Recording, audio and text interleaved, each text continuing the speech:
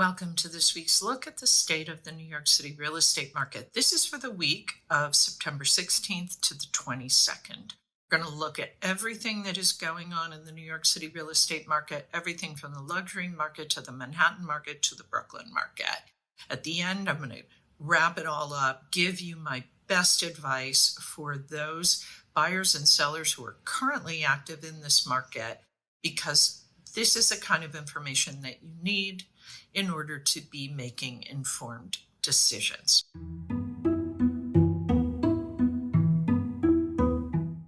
All right, we're going to get started now with the luxury market. There were 27 contracts signed last week. That is 4 more than the previous week. The number one contract signed last week, which, by the way, was the most expensive co-op to sell in the last 26 months. It was the 12th floor at 960 Fifth Avenue. It was asking $60 million, reduced from $70 million when it was listed in May. This full floor co-op is being sold by the estate of oil heiress and art collector Ann Bass. It is a 15-room apartment. It has 6 bedrooms, 2 maids' rooms, and 8.5 bathrooms. A living room, formal dining room, library, and primary bedroom all have wood-burning fireplaces and 13-foot ceilings, and they all face Central Park. The sale includes 2 storage rooms and 2 other maids' rooms located on the 3rd floor of its sister building at 3 East 77th Street. Amenities in 965th include doormen, resident manager, rooftop exercise room, rooftop terrace, a dining room with an in-house chef, laundry, and maids services. This co-op board does not allow financing, and the monthly maintenance totals $32,444. The number 2 contract was 12A at 20 East 76th Street. It was asking $28 million. This is a condo. It has 5,416 square feet, including 6 bedrooms, 5 bathrooms, 2 powder rooms. It spans 66% of the 12th floor with city views in all directions. It is in the Surrey Residences, which comprises 14 condos on the 11th through 16th floor above a 99-room hotel. Amenities include doormen, concierge, spa and fitness center, rooftop terrace, plus a restaurant. Okay. Wow. Quite the number 1 contract for this last week. Very impressive. Actually sounds like just going to be a stunning residence for the new buyer. The total weekly asking price sales volume for last week, 275,677,200. Average asking price, 10,210,267. Median asking price, 6,495,000. Average discount from original ask to last asking price, 9%. Average days on market, 573. That is it for the luxury market. Nice showing there. We're going to move on now, take a look at what's going on in Manhattan and Brooklyn. Any questions, as always, please post them below or reach out to me directly at Sotheby's.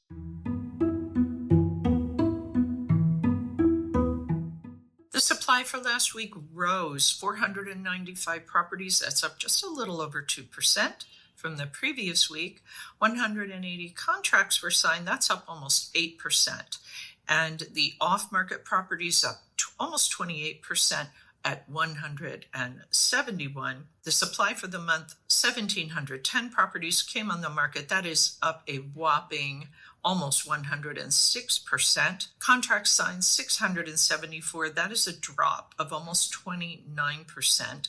Off-market dropped also for the month, 584 properties. That is down a little over 7%. If we look at the balance in the market, this market pulse reading is showing that we are squarely in the middle of a neutral market. Again, this is the balance between supply and demand, so we're going to continue to keep an eye on that. The liquidity pace chart, which shows this moving 30-day window of contracts signed, 674 over the last 30 days. That is up 8% from last year. It is down almost 23% from last month. So it's nice to see that we are up 8% from last year. Let's continue to keep an eye on that, see where this goes. This look at monthly contract signed volume compares to the typical levels, showing September is on track to be the first month in well over a year to exceed the seasonal average. So good to see that we are finally seeing this kind of shift in the market. There are many experts who are looking at what's been going on in our market here in New York City. Jonathan Miller, for example, who is one of our housing experts here in New York City, is kind of describing us as having been in this period of hibernation, and plenty of signs, according to Jonathan Miller, that would suggest that we are emerging from this kind of hibernation and that we are poised for a much kind of more brisk market. Okay, that is it for the Manhattan portion of this report. We're going to take a look now and see what's going on in Brooklyn, how it compares to Manhattan. And if you have any questions, as always, please post them below or reach out to me directly as Sotheby's.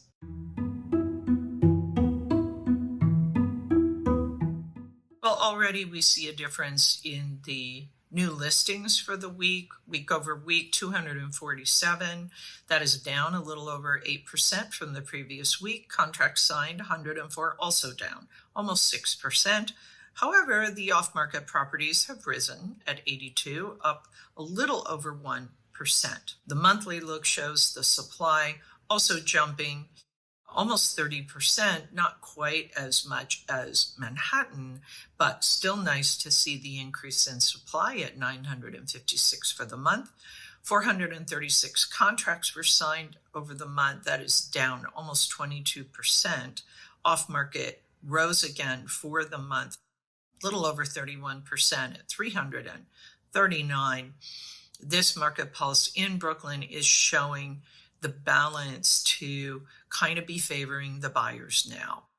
We are definitely down from last month. We're down a little bit from last year. It remains to be seen whether this trend will continue for Brooklyn. The 30-day moving window of contract activity shows 436 contracts were signed. That is down 16% from last month, although it is up a little over 1% for the year. Again, we're very early in the fall market.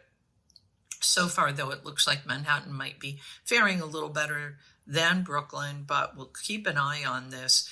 If we look at the contract signed volume, the monthly contract signed volume, we see as it compares to the seasonal average, it shows that Brooklyn is really struggling to get free of the volume trap. Again, Brooklyn is not faring quite as well as the Manhattan market, at least so far, as we are off to the start of the fall market. That's it for Brooklyn. Any questions, post them below, or as always, reach out to me. We're going to move on now to my wrap up.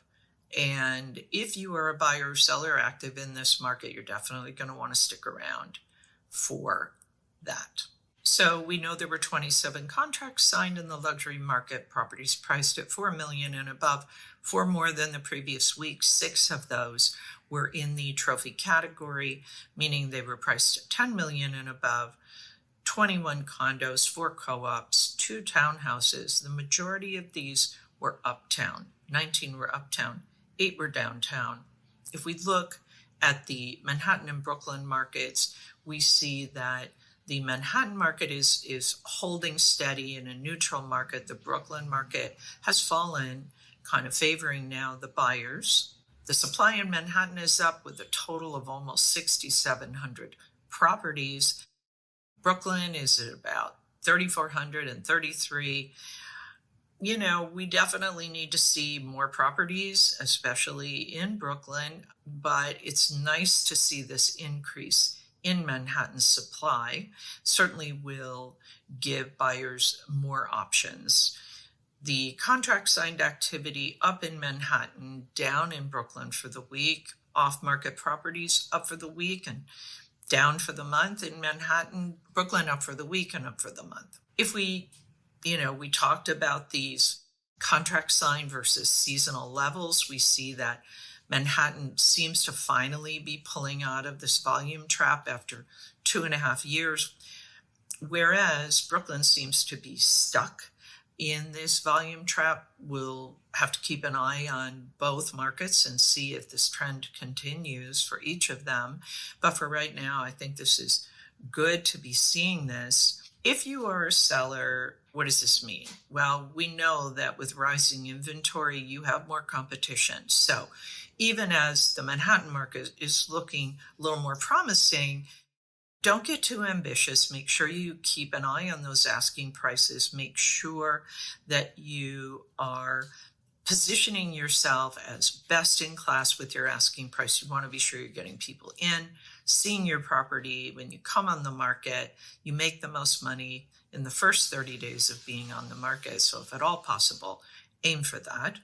Buyers, we can see that prices are holding steady and starting to see the market is rebounding in Manhattan for sure, maybe slightly less so in Brooklyn, but the prices are holding steady again. So you definitely want to, if you're looking for opportunity, look to those properties that have been on the market for quite a while, easily over 100 days on the market. Perhaps there'll be some play there. The new properties that are coming on the market will likely have less negotiability, but every situation is different. So you can always make an offer and see how it is received. But new options, new inventory is coming on the market. So I think this is good news for you as well. I want to kind of share this climate index chart with you. It is showing that, we're kind of coming up a bit for 2024. We're beginning, our data is always delayed by a few months, but we are starting to see some improvement. That being said, you can see, if you look back to 2008 and you see kind of our peak market was in 2013, you can see we are kind of short of that. So sellers, this is important information for you to have. You can kind of see how the overall climate is for you if you want to be selling. If you look at this listing success year over year, you can see we're kind of about where we were, although the newer data that's coming in, especially in Manhattan, is showing a little more listing success. And we will likely to, as that data comes in, we'll likely see that chart reflect that. If we look at the optimal time to list, so a lot of people are asking, is this a good time for me to sell? March is always our very best month in terms of listing success. If you are interested in selling now, though, in the fall market, you can see September's kind of lower. That is typically when people are kind of beginning to put their properties on the market. October is when most of those contracts get signed. November, kind of slightly behind that. However, understanding that buyers typically need a little time, maybe 30 days, to look around and then make their decisions. You definitely don't want to be coming on the market any later than October 1st. Give yourself the longest runway for the fall. Okay, that was a mouthful. As always, any questions, let me know. Always happy to help you sort out your real estate questions, problems, puzzles, no matter the size of the deal. As always, my thanks to the Olshan Luxury Report and Urban Digs. The work they do helps me to help you to make great decisions. I'll be back next week with the very latest news on what's happening in the New York City real estate market. In the meantime, take care.